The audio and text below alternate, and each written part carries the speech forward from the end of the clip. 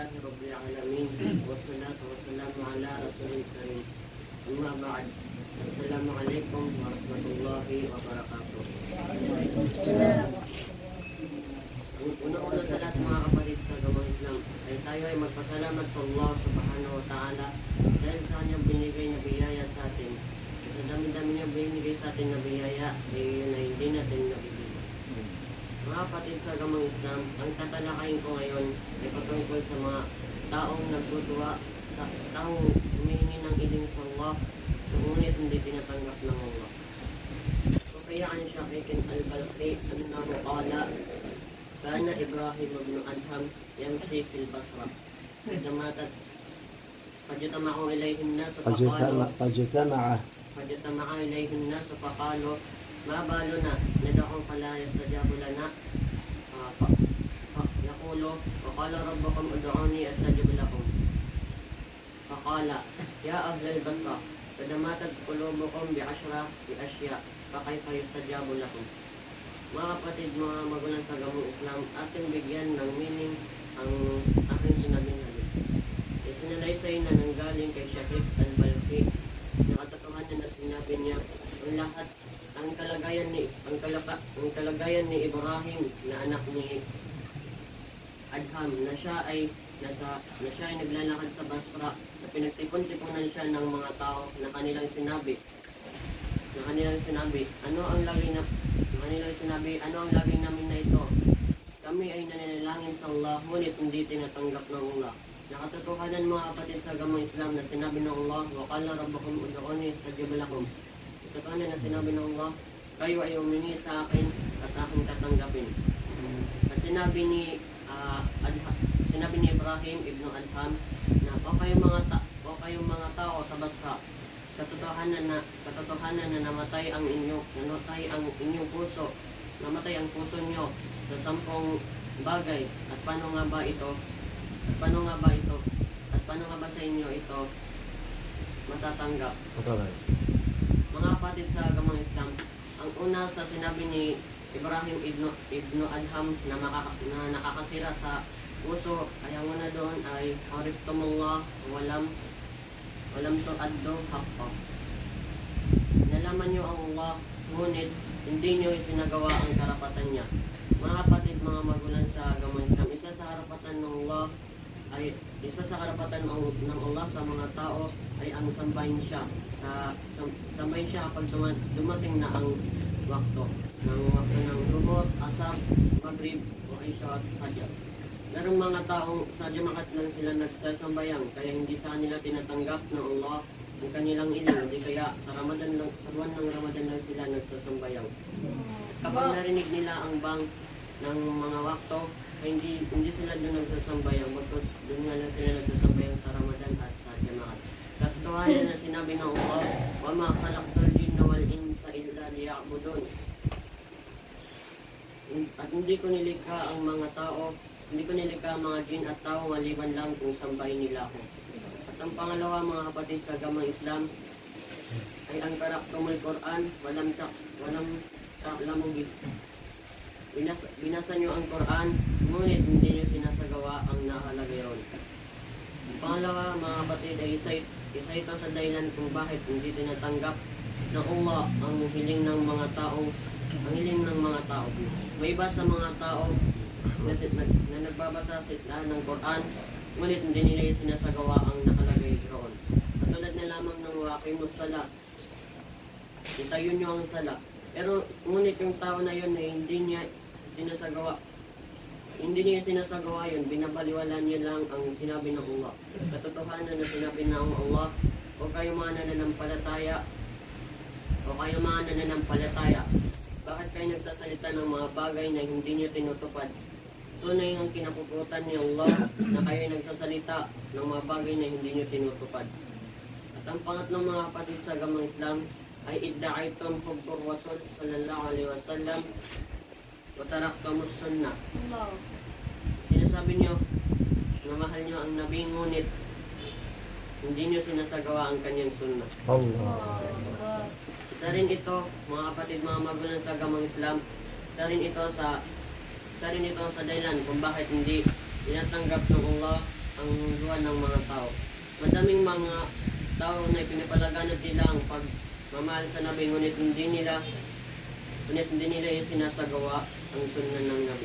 Halimbawa, ang pinapalaganap nila ay ang pagsuot ng tutok.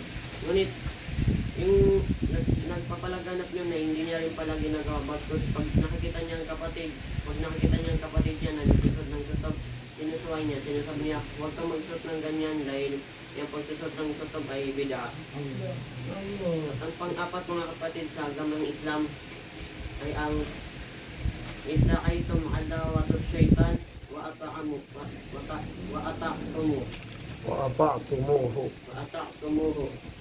Sinasabi niyo na kalaban niyo ang syaitan, ngunit sinasamahan niyo siya. May mga taong kalaban daw nila ang syaitan, ngunit kanila palang sinasamahan ang syaitan. Halimbawa ay sipulan. Sipulan ay kanyang sinasabi sa mga tao ay kalaban natin si syaitan, huwag saan yung sasama. Dahil baka may mangyari sa inyong masama. Yung pala yung sipulan na yun ay ang kanyang mga sinasabi ay hindi niya rin pala ginagawa, bagkus sinasama niya rin pala si syaitan. Ginagawa niya lang yan para purihin siya ng mga madadaming tao. Na nakatotohanan na sinabi ng Allah, katotohanan na naging kalaban niyo ang syaitan. At ang pangalima mga kapatid sa agamang Islam ay ang idda'aytum dukhul al-jannah walam ta'malu laha. Pinapalaganap nyo ang pagpasok sa paraiso, ngunit hindi nyo isinasagawa ang pagpasok doon. Sasagawain ng pagpasok sa paraiso ay ang pagsala. Halimbawa sa inyo ay may taong pinapalaganap niya ang pagpasok ng paraiso. Sinasabi niya, ang susi ng pagsala ay ang abdas, ang susi ng paraiso ay ang pagsala. Yun ang kanyang sinasabi. Sinasabi niya ay isasagawa yung pagpasok sa paraiso ay ang pagsala. Pero yung lalaki na yun, yung narinig niya ang mga wakto, kaya hindi niya pinagsalaan. Bagkus pinagawa niya lang yun para purihin siya ng mga matamang tao. At ang pang-anim mga kapatid sa agamang Islam ay ang idda'aytum najata minan nar waramaytum fiha ang tusakun. At ang pang-pito ay At ang pang-anim mga kapatid sa agamang Islam ay ipinapalaganap niyo ang pagligtas sa impyerno, ngunit hinuhulog niyo naman ang inyong mga sarili. Yung mga taong kanilang sinasabi ang gawain na makaligtas sa impyerno, ngunit ang mga tao na yun hindi rin pala nila yung nagawa ang gawain na yun na sinasabi nila. Sinabi ng Allah, o kayong nagsisisampalataya, iadyan ninyo ang inyong sarili at ang inyong mga kamag-anak sa apoy ng impyerno, na ang panggatong ay ang mga tao at bato. Narito ay nakatalaga ang mga anghel na malupit at mahigpit, na hindi sumusuway sa pagsunod sa anumang pag-uutos na kanilang tinatanggap mula kay Allah. Bagkus ang gumagawa nun sa anumang sa kanila ay ipinagputos. At ang pangpito mga kapatid sa agamang Islam ay ang idda'aytumul maut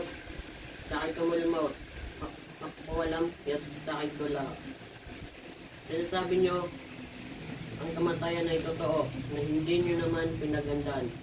Mga kapatid, mga magulang sa agamang Islam, obligado sa atin na paghandaan ang kamatayan dahil lahat tayo ay makakadaan sa kamatayan. Lahat ng makhlukat, lahat ng mga nilikha ay makadaan sa kamatayan. May ibang mga tao naman ang kanilang paniniwala ay kapag sila ay namatay ay babalik daw sila sa lupa. At ang pangwalong mga kapatid sa agamang Islam ay istagaltum bi'uyubin nasi wa taraktum uyubakum. Ang pangwalong mga kapatid sa agamang Islam ay nabisi kayo sa ugali ng tao, ngunit iniwan nyo ang mga sarili nyo. Halimbawa mga kapatid ay may isang tao na nag-study, tapos ikaw naman na nakasandal sa pader, ay naisip mo na nasa rin siya ng negro. Hindi mo alam yung pagkasap mo sa kanya ng negro ay may pagka-negro ka rin pala. Ang pang siya mga kapatid sa agamang Islam ay ang tumul amwat tabiyo. Nilibing niyo ang namatay, ngunit hindi kayo kumuha ng aral. Madami sa mga panahon natin ngayon na sila ay pumupunta lang sa mga namatayan upang kumuha ng pagkain, hindi kumuha ng mga aral. Hindi nila iniisip man kung sila ba ay nakakuha ng aral, bagkot ang inisip nila para sila ay makakuha ng pagkain. Ang pagsampo mga kapatid sa Islam ay akaltum ni'matullah walam tasyakruhu alaiha. Ang pagsampo mga kapatid sa Islam ay ang sinayin niyo ang biyaya ng Allah, ngunit hindi kayo nagpasalamat. Madaming mga tao na kapag sila nabibigyan ng mga biyaya ay hindi nila pinapasalamatan ang Allah, bagkus ang pinapasalamatan nila ay ang nagbigay sa kanila. Mga kapatid sa gamang Islam, meron rin na sa itong 10 shay na to na nakakasira sa puso, na meron din naman ito panggamot, na meron din naman itong 5 uri ng panggamot. Ang una doon mga kapatid sa gamang Islam,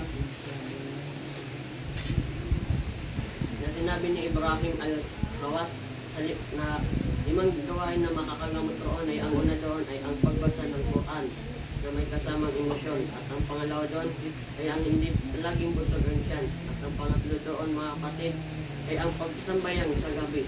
Ang pang-apat doon ay ang pagkumbaba sa Allah habang hindi pa dumating ang Fajr, at ang panglima doon ay ang makisama sa mabubuting tao.